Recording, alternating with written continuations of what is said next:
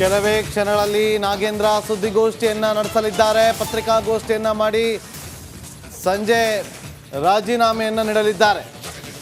ಸಿಎಂಗೆ ರಾಜೀನಾಮೆ ಪತ್ರವನ್ನು ಸಲ್ಲಿಸಲಿರುವಂತಹ ನಾಗೇಂದ್ರ ರಾಜೀನಾಮೆ ಕುರಿತಾಗಿ ಮಾತನಾಡಲಿರುವಂತಹ ಸಚಿವ ನಾಗೇಂದ್ರ ಸಂಜೆ 4:45ಕ್ಕೆ ಸುದ್ದಿಗೋಷ್ಠಿಯನ್ನು ನಡೆಸ್ತಾರೆ. ಅದಕ್ಕಾದಂತೆ ಎಲ್ಲ ರೀತಿಯಾದಂಥ ಸಿದ್ಧತೆಗಳು ಆಗ್ತಾ ಇದೆ.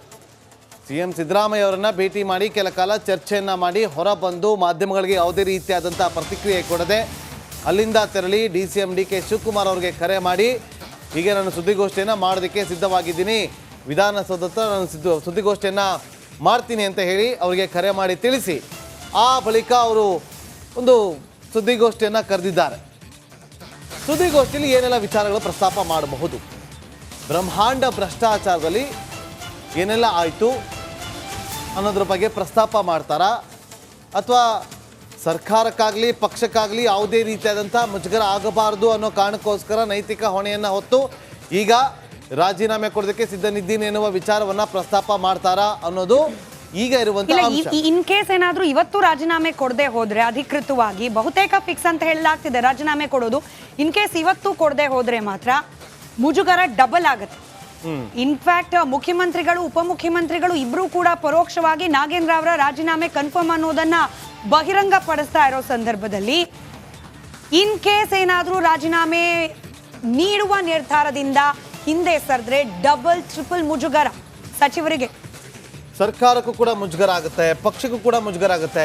ಅದರಲ್ಲೂ ಡಿ.ಕೆ ಶಿವಕುಮಾರ್ ಅವರು ಮಾತಾಡಬೇಕಾದ್ರೆ ಗಮನಿಸಿದ್ವಿ, ನಮ್ಮ ಸಚಿವರು ಯಾರು ಕೂಡ ದುರುಪಯೋಗವನ್ನ ಪಡಿಸ್ಕೊಂಡಿಲ್ಲ ಅಂತೇಳಿ. ಸ್ಮಿತಾ ಈ ಹಿಂದೆ ಒಂದು ವಿಚಾರವನ್ನು ಹೇಳಿದ್ರು, ದುರುಪಯೋಗ ಪಡಿಸ್ಕೊಂಡಿಲ್ಲ ಅಂತಾರೆ ಯಾಕೆ ರಾಜೀನಾಮೆ ತಗೋತೀರಿ, ಯಾಕೆ ರಾಜೀನಾಮೆ ತಗೋತಾ ಇದ್ದೀರಿ? ಬೇಡ, CBI ತನಿಖೆ ನಡೆಸ್ತಾ ಇದೆ, ತನಿಖೆಯಿಂದ ಗೊತ್ತಾಗುತ್ತೆ. SIT ಕೂಡ ನೀವೇ ಫಾರ್ಮ್ ಮಾಡಿರೋದು, ಸರ್ಕಾರದ ವತಿಯಿಂದ ಫಾರ್ಮ್ ಆಗಿರುವಂತಹ SIT ಕೂಡ ತನಿಖೆ ನಡೆಸ್ತಾ ಇದೆ. BJP ಕಾಲದ ಅವಧಿಯಲ್ಲಿ ಹಗರಣಗಳಾಗಿದೆ, ನಮಗೊಂದಷ್ಟು ದಾಖಲೆಗಳು ಸಿಕ್ಕಿದೆ ಅಂತೇಳಿ ದಾಖಲೆಗಳನ್ನು ಬಿಡುಗಡೆ ಮಾಡಬೇಕು, ಬಿಡುಗಡೆ ಮಾಡಿ ತೋರಿಸ್ಬೇಕು ಏನು ಹಗರಣ ಆಗಿದೆ ಅಂತೇಳಿ. ಇಲ್ಲ ಒಂದು ಕಡೆ ಇವತ್ತು ಡಿ.ಕೆ ಶಿವಕುಮಾರ್ ಅವರು ಮಾತಾಡಿದನ್ನ ಕೇಳಿಸ್ಕೊಂಡಾಗ ಗಾಳಿಯಲ್ಲಿ ಗುಂಡು ಹಾರಿಸೋದಕ್ಕೆ ಮುಂದೆ ಆಗ್ಬಿಟ್ರ ಅನ್ನುವ ಪ್ರಶ್ನೆ ಉದ್ಭವ ಆಗುತ್ತೆ. ಇಲ್ಲ, ಅದು ಆಪ್ಷನ್ನೇ ಉಳಿದಿಲ್ಲ ಅಂತ. ಈಗ ಗಾಳಿಯಲ್ಲಿ ಗುಂಡು ಹೊಡೆಯೋದು ಅಥವಾ ಇವತ್ತು ನಾಳೆ ಅಂತ ಹೇಳಿ ಮುಂದೂಡೋದು ಈ ರೀತಿ ಮಾಡ್ತಾ ಹೋದ್ರೆ ಎಲೆಕ್ಷನ್ಸ್ ಇತ್ತು, ಎಲೆಕ್ಷನ್ ಸಂದರ್ಭದಲ್ಲಿ ವಿಪಕ್ಷಗಳು ರಿಸಲ್ಟ್ ಅನೌನ್ಸ್ ಆದ್ಮೇಲೆ ನಾವು ಪ್ರತಿಭಟನೆ ಮಾಡ್ತೀವಿ ಅನ್ನೋ ಡೆಡ್ಲೈನ್ ಅನ್ನ ಕೊಟ್ಟಿದ್ರು. ಈಗ ಎಲೆಕ್ಷನ್ ಮುಗಿದ ನಂತರದಲ್ಲಿ ವಿಪಕ್ಷಗಳು ಕೂಡ ಈ ವಿಚಾರವನ್ನ ಮತ್ತಷ್ಟು ಗಂಭೀರವಾಗಿ ತೆಗೆದುಕೊಂಡು ಹೋಗೋ ಸಾಧ್ಯತೆ ಇದ್ದೇ ಇದೆ. ಹೀಗಾಗಿ ಒತ್ತಡವೋ ಅನಿವಾರ್ಯವೋ ರಾಜೀನಾಮೆ ಪಡೆಯೋದು ಒಂದ್ ಹಂತಕ್ಕೆ ಸರ್ಕಾರಕ್ಕೆ ಅನಿವಾರ್ಯ ಕೂಡ ಇದೆ. ಡಿ.ಕೆ ಶಿವಕುಮಾರ್ ಮಾತನಾಡಿದ್ರು, ಈ ವಿಚಾರಕ್ಕೆ ಏನ್ ಮಾತನಾಡಿದ್ರು ಕೇಳಿಸ್ಕೊಳ್ಳಿ. ಅವರು ನನ್ನ ಹತ್ರ ನಾನು ಪಾರ್ಟಿಗೆ ಎಂಬ್ರಾಸ್ ಮಾಡೋದಿಲ್ಲ ಅಂತ ಹೇಳಿದ್ದಾರೆ. ಅವರು ಚೀಫ್ ಮಿನಿಸ್ಟರ್ ಭೇಟಿ ಮಾಡಿ ನಾನೇ ವಾಲಂಟಿಯರ್ಗೆ ಸಬ್ಮಿಟ್ ಮಾಡ್ತೀನಿ ಅಂತ ಹೇಳಿದ್ದಾರೆ. ನನ್ನೂ ಬಂದು ಮಾತಾಡ್ತೀನಿ ಅಂತ ಹೇಳಿದ್ದಾರೆ. ಮೀಟಿಂಗಲ್ಲಿ ಏನಾಗಿಲ್ಲ. ನಾವು ವಾಸ್ತವಾಂಶ ಏನು ಅಂತ ಕೇಳ್ಕೊಂಡು ಅಷ್ಟೇ. We have not asked him to resign. ನಾವು ಮುಖ್ಯಮಂತ್ರಿನೂ ಆದೇಶ ಕೊಟ್ಟಿಲ್ಲ, ಮಾಧ್ಯಮದಲ್ಲಿ ಬಂದಿದ್ದೆಲ್ಲ ಸುಳ್ಳು, ಅವ್ರು ಆದೇಶ ಕೊಟ್ಟಿಲ್ಲ. ನಾವು ವಾಸ್ತವಾಂಶ ತಿಳ್ಕೊಬೇಕಲ್ಲ. ಬಟ್ ನಾವು ಪಾರ್ಟಿಗೆ ಎಂಬ್ರಾಸಿಂಗ್ ಆಗೋದು ಬೇಡ ಅನ್ನೋದು ಅವ್ರದ್ದು ಆಸೆ ಇದೆ. ಅದನ್ನು ಹೇಳಿದ್ರು. ಸೊ ನಾನಿಂಥ ತೀರ್ಮಾನ ಮಾಡ್ತೀನಿ ಅಂತ ಹೇಳಿದ್ರು. ತಿರ್ಗಾ ಬಂದು ನಾನು ಭೇಟಿ ಮಾಡ್ಬೋದು. ಅವರು ನನ್ನ ಹತ್ರ ನಾನು ಪಾರ್ಟಿಗೆ ಎಂಬ್ರಾಸ್ ಮಾಡೋದಿಲ್ಲ ಅಂತ ಹೇಳಿದ್ದಾರೆ. ಅವರು ಚೀಫ್ ಮಿನಿಸ್ಟರ್ ಭೇಟಿ ಮಾಡಿ ನಾನೇ ವಾಲಂಟಿಯರ್ಗೆ ಸಬ್ಮಿಟ್ ಮಾಡ್ತೀನಿ ಅಂತ ಹೇಳಿದ್ದಾರೆ. ನನ್ನೂ ಬಂದು ಮಾತಾಡ್ತೀನಿ ಅಂತ ಹೇಳಿದ್ದಾರೆ. ಮೀಟಿಂಗಲ್ಲಿ ಏನಾಗಿಲ್ಲ. ನಾವು ವಾಸ್ತವಾಂಶ ಏನು ಅಂತ ಕೇಳ್ಕೊಂಡು ಅಷ್ಟೇ. We have not asked him to resign.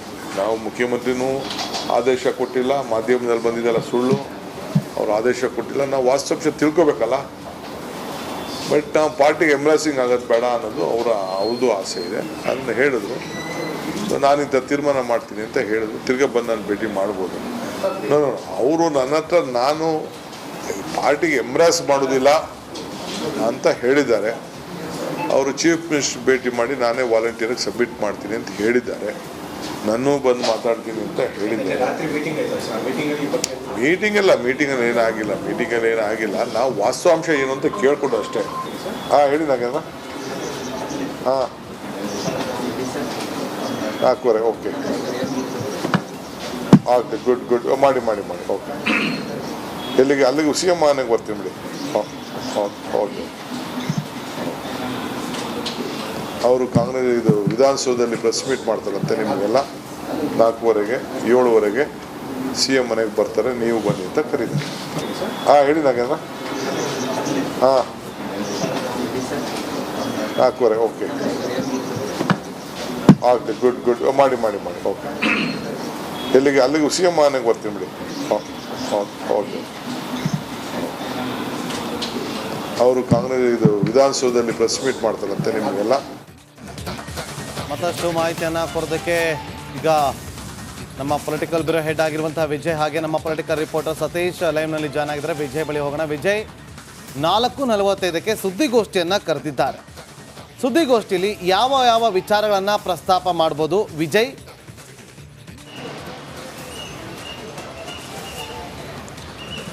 Nagendra Babu, ಸಾಕಷ್ಟು ಸಂಚಲನಕ್ಕೆ ಕಾರಣ ಆಗಿದ್ದಂಥ ವಾಲ್ಮೀಕಿ ಅಭಿವೃದ್ಧಿ ನಿಗಮದ ಹಣ ದುರುಪಯೋಗ ವಿಚಾರ ಸಂಬಂಧಪಟ್ಟಂತೆ ರಾಜೀನಾಮೆ ಕೊಡುವ ವಿಚಾರಕ್ಕೆ ಸಾಕಷ್ಟು ಅಗ್ಗಜಗ್ಗಾಟ ನಡೆದಿತ್ತು.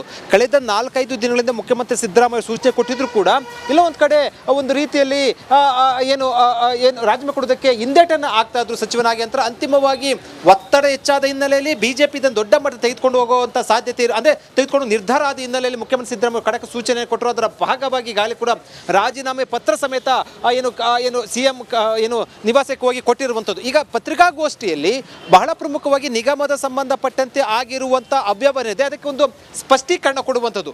ಜೊತೆಗೆ ಬಹಳ ಪ್ರಮುಖವಾಗಿ ಸ್ವ ಇಚ್ಛೆಯಿಂದ ರಾಜೀನಾಮೆ ಕೊಡ್ತಿದ್ದೇನೆ ಅಂತ ಹೇಳುವಂಥದ್ದು. ಯಾಕಂದ್ರೆ ಮುಖ್ಯಮಂತ್ರಿ ಸೂಚನೆ ಕೊಟ್ಟಿದ್ದಾರೆ ಅಂತ ಹೇಳಿದ್ರೆ ಅದು ಒಂದು ರೀತಿಯಲ್ಲಿ ಎಂಬ್ರಾಸ್ಮೆಂಟ್ ಆಗುತ್ತೆ ಪಕ್ಷಕ್ಕೆ ಮತ್ತು ಅವ್ರಿಗೆ ಇಬ್ಬರು ಕೂಡ ಮುಜುಗರ ಆಗುತ್ತೆ. ಈ ಹಿನ್ನೆಲೆಯಲ್ಲಿ ಸ್ವ ಇಚ್ಛೆಯಿಂದ ರಾಜೀನಾಮೆ ಕೊಡ್ತಾ ಇದ್ದೀನಿ ಮತ್ತು ಹಗರಣದಲ್ಲಿ ಸಂಬಂಧಪಟ್ಟಂತೆ ಏನು ತನ್ನ ಪಾತ್ರ ಇಲ್ಲ ಅಂತ ಸ್ಪಷ್ಟನೆ ಕೊಡುವ ಸಂಬಂಧಪಟ್ಟಂತೆ ಪತ್ರಿಕಾಗೋಷ್ಠಿ, ಜೊತೆಗೆ ಹಗರಣ ಸಂಬಂಧಪಟ್ಟಂತೆ ಯಾವ್ಯಾವ ರೀತಿ ಆಗಿದೆ ಅನ್ನೋ ಬಗ್ಗೆ ಒಂದಷ್ಟು ಮಾಹಿತಿ ಕೊಡುವಂಥದ್ದು ಮತ್ತು ಬಿಜೆಪಿಯ ಆರೋಪಗಳು ಕೂಡ ಒಂದಷ್ಟು ಪ್ರತಿಕ್ರಿಯೆ ಕೊಡುವಂಥದ್ದು. ಆದರೆ ಒಂದಂತೂ ಬಹಳ ಸ್ಪಷ್ಟ, ಸರ್ಕಾರ ಬಂದ 1 ವರ್ಷದಲ್ಲೇ ಹಗರಣ ಸಂಬಂಧಪಟ್ಟಂತೆ 1 ವಿಕೆಟ್ ಪತನ ಆಗಿರುವಂಥದ್ದು. ಇದು ಒಂದು ರೀತಿಯಲ್ಲಿ ಪಕ್ಷಕ್ಕೂ ಕೂಡ ಒಂದು ರೀತಿಯಲ್ಲಿ ಮುಜುಗರದ ವಿಚಾರ ಆಗಿರುವಂಥದ್ದು. ಯಾಕಂದರೆ ಕಳೆದ ಬಿಜೆಪಿ ಸರ್ಕಾರದಲ್ಲಿ ಭ್ರಷ್ಟಾಚಾರದ ವಿರುದ್ಧನೇ ಕೂಡ ಮಾತನಾಡ್ಕೊಂಡು ಬಂದಂತಹ ಕಾಂಗ್ರೆಸ್ಗೆ ಈಗ ಅದೇ ಭ್ರಷ್ಟಾಚಾರ ಸಂಬಂಧಪಟ್ಟಂತೆ ಮೊದಲ ವಿಕೆಟ್ ಪತನ ಆಗಿರುವಂಥದ್ದು ಮತ್ತು ಇದು ಮುಂದಿನ ದಿನಗಳಲ್ಲಿ ಇದು ನಾನಾ ರೀತಿಯ ತಿರುವುಗಳನ್ನು ತೆಗೆದುಕೊಳ್ಳುವಂತಹ ಸಾಧ್ಯತೆ ಇರುವಂಥದ್ದು.